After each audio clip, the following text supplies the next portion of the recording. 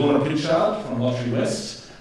We're so lucky in Western Australia to have an organisation such as Lottery West, which allows us all to, for those of us who like to have a little gamble, to have a little responsible gamble.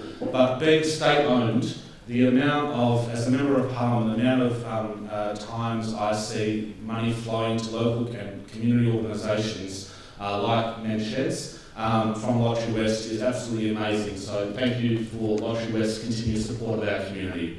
And to Ms. Angela Lemon from the Department of Communities, who does a great job supporting funding of Men's Sheds for little grants and other things and other support. To both Travis, President and Vice President of Men's Shed, thank you for running today's event. And as a local member also, I'll say a big thank you to Michael Martinovich and the team from the Adriatic Club for letting us use this facility today. It's my pleasure to be here to represent Simone McGurk, our Minister for Communities, who was unable to attend, and she sends her apologies. The Men's Shed movement is a vital part of the WA community, and its value cannot be overestimated. Men's Sheds are bunches of blokes who believe that they're doing something together is good for you, and they're absolutely right about that. They're gradually spreading around the world to Canada, Denmark, New Zealand, Ireland, UK, Scotland and Wales. They've also appeared in the US and in Sweden. And it's estimated the number of men's sheds globally is approaching 1,800, supporting an estimated 100,000 men. Over 7,000 men participate in men's sheds across WA, and there is no question they meet an important social need. From a community services point of view, Men's Sheds WA vision for wellbeing, health and life enrichment is everything we want community organisations to be. They're set up on a premise that everyone has something to contribute and to learn. The benefit of togetherness, company and shared goals for mental health are well documented, and we've just heard a bit of that this morning, earlier today I should say.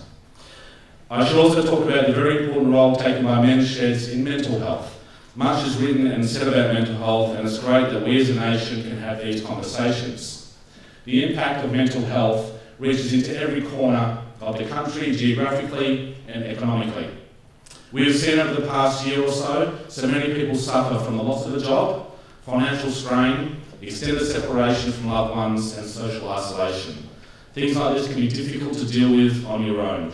So becoming a member of a Men's Shed can help provide a safe and busy environment where men can again be productive, contribute to their community, connect with friends and maintain an active body and mind. The value of something like that cannot be measured. And on behalf of the McGowan government, we are very proud that as part of our recent election commitments, we've provided nearly $400,000 to 14 different men's sheds across the state. I have the men's sheds mentioned previously, the Balcatta Men's Shed, run by the Carrup Rotary, and the Stirling Men's Shed are both in my electorate. And whenever I visit them, for me, the benefits are on display, but it always reminds me of my granddad's shed. Granddad's no longer with us. And it's funny, I got announced with my middle name, it was Robert, and that was my granddad's name.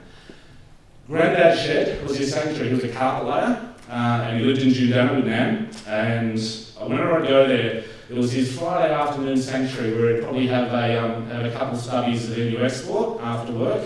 And back in the day, thankfully, he quit a couple of Winnie Reds. And so, but as well as being his sanctuary, as a carpet layer, it smelled heavy with glue and other carpet laying tools were lying around. But he had a whole heap of other things. And he would tinker, he'd potter around, he'd make things, he'd fix things. He'd have his children in for a beer and a chat. He'd have his grandchildren in for a beer when I was old enough and to have a chat. I don't think Nan went in there too often, but it was his place. It was somewhere where he would bring his neighbours and friends into to catch up. And in a world where, especially in this part of the world, where we have infill, where people are downsizing and can't maybe have a shed or can't afford a shed, the men's sheds we have are so important. So I always remember Granddad when I walk into the men's shed because just the noise, the smell, and the things going on remind me of him, and I know that his shed was important to his, as men's sheds are important to you guys and other members of those sheds. Another thing for this year's men's shed is inclusive, thriving sheds. It might be hard to talk about thriving community organisations as we come out of a period where lockdowns disrupted many activities and prevented new members from joining.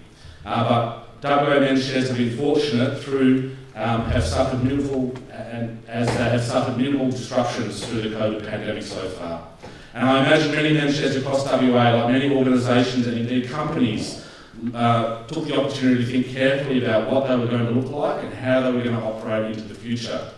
I expect a good deal of discussion at the conference will be around these sorts of issues, and that's a good thing. An ongoing, robust and sustainable WA Men's Shed movement is vital. It's likely that innovative approaches to funding will also be a focus, and as I said before, I acknowledge the heavy involvement of Lottery West as a major financial supporter of men's sheds across WA. I also know the partnerships that men's sheds have been able to enter with local governments across the state, and I acknowledge City Sterling and Mark Irwin again for being a great supporter, and I look forward to the Jones Street men's shed coming on track in the coming years. The conference program digs deep into some really important issues that cover health and wellbeing, governance, funding, and just what the future holds for the movement. And so to conclude, the Men's Shed movement has now become a powerful tool in addressing health and wellbeing in our state. They're fast becoming an entrenched feature of the Australian culture, and they're spreading out far and wide across the land and indeed the world. And although individual sheds may differ in how they run and what they do, they're all underpinned by a commitment to their members, being productive, contributing to the community, connecting with friends, and maintaining an active body and mind. So thank you so much for having me here today, especially my elected Balcatta, and I wish you very well for the conference ahead. Thank you.